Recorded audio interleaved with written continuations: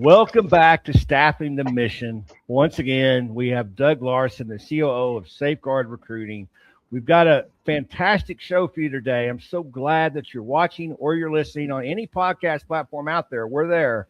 Doug Larsen, how are you? Excellent.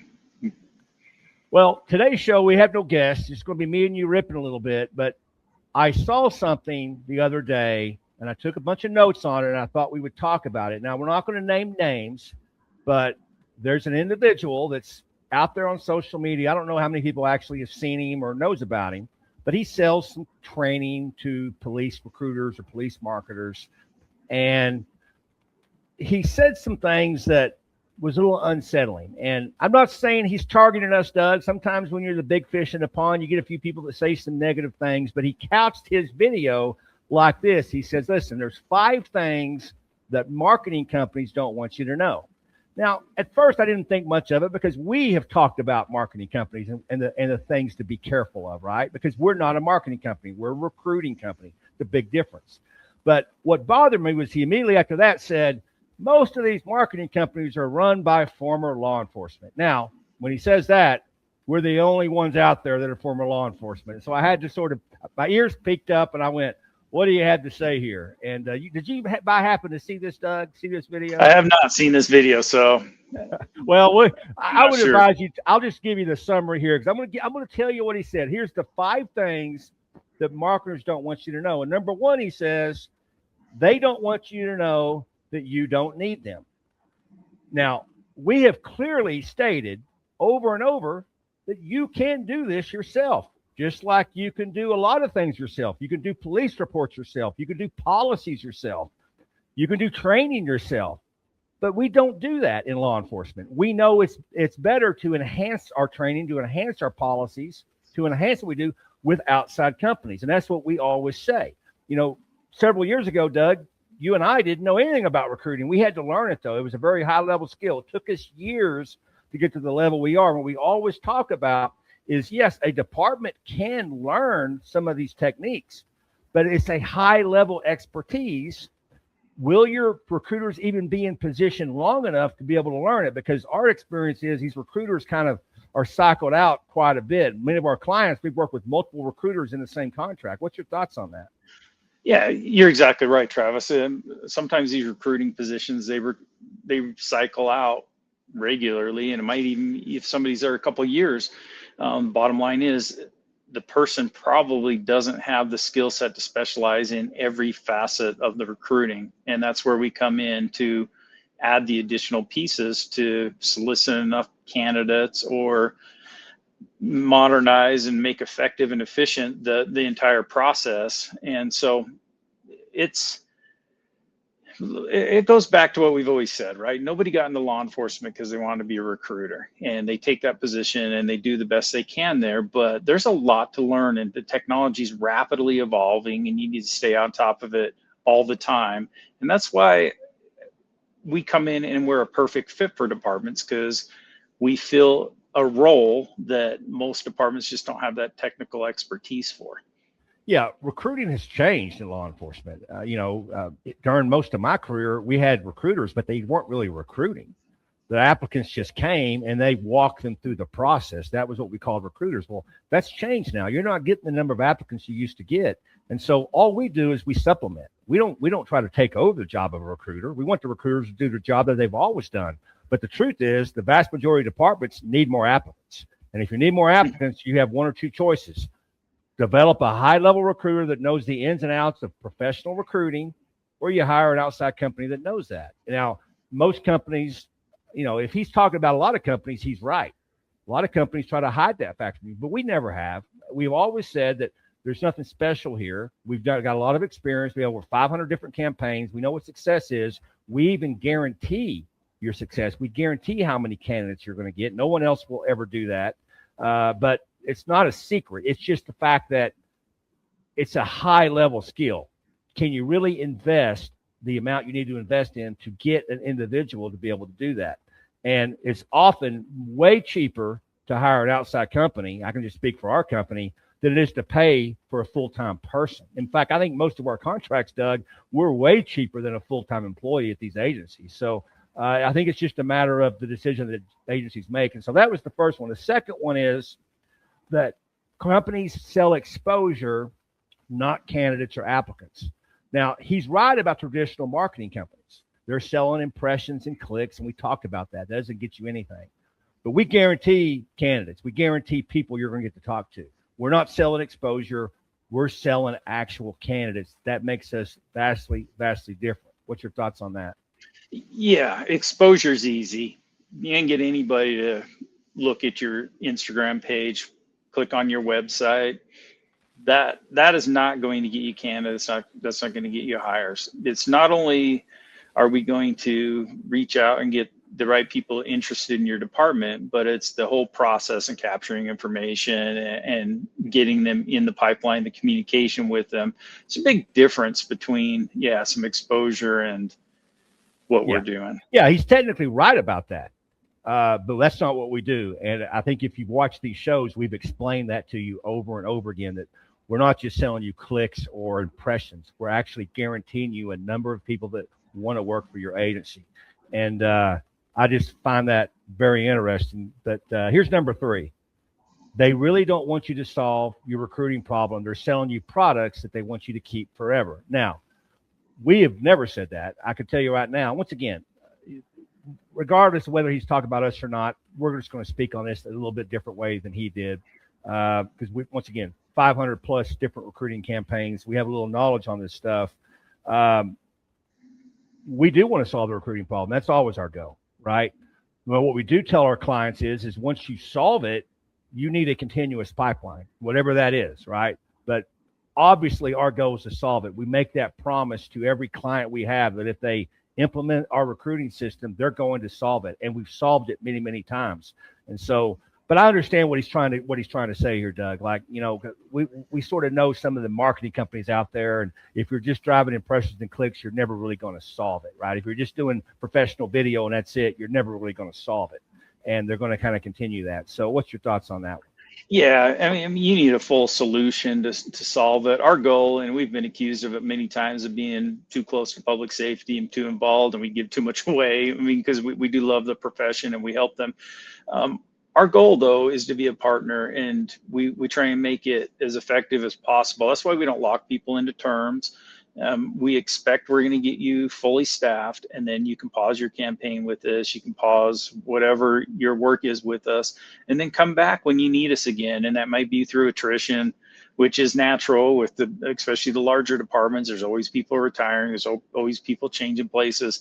But we are truly trying to be a partner, and our goal is to get departments all the way staffed and to protect the public. And we do everything we can improve, including we've provided a lot of free training to departments to help their new recruiters and make sure their processes are up to date. And that's really why we do this, right? Of course, it's a business, but we want to see these departments staffed up. We want to see communities to have a full level staffing for safety. That's what we always do. And I know not everybody talks like that or says that. And I think there's probably some truth to what he says, but clearly that's what our goal is. Any of our clients will tell you that. And we often will go call our clients, call them. We're not worried about what they're going to say about us because we're working towards that ultimate goal of full staffing. Now, number 4, I actually totally agree with this one. He says, nobody knows your agency like you do. And he's exactly right. But we're not trying to know their agency better than them, right? And we do exhaustive interviews with their staff before we produce any content for them. And we encourage their recruiters to keep doing what they're doing. So, yeah, I think he's more talking about if you're trying to replace your recruiters with an outside company, because clearly nobody can know that agency like that agency does. Yeah, I would agree with that 100%. The people working there understand the department better than anybody else. And that's where we take our lead from. That's where we get all our approvals from, is so everything's on point branding wise. Everything that goes out is on point with what the department wants and what their message is and what they're trying to push. So I agree. You're only going to be as good as the strength of your department and the brand you're pushing. And the last one, I have some issues with this one. I'll explain. He says, no one can market better than you. Now, he couched that with social media posts and using your social media page and of your department and things like that. Now, I would say, yeah, nobody can post on your social media page better than you can because you know your department. But we have a ton of clients that sort of have a misunderstanding about their social media page and actual recruiting. They think that when they build their social media page audience, that they can really enhance recruiting. We just haven't found that to be true, have we? Yeah, no, there's a real big difference in that too, right? Your following on the social media does not translate into applicants or interest in your department.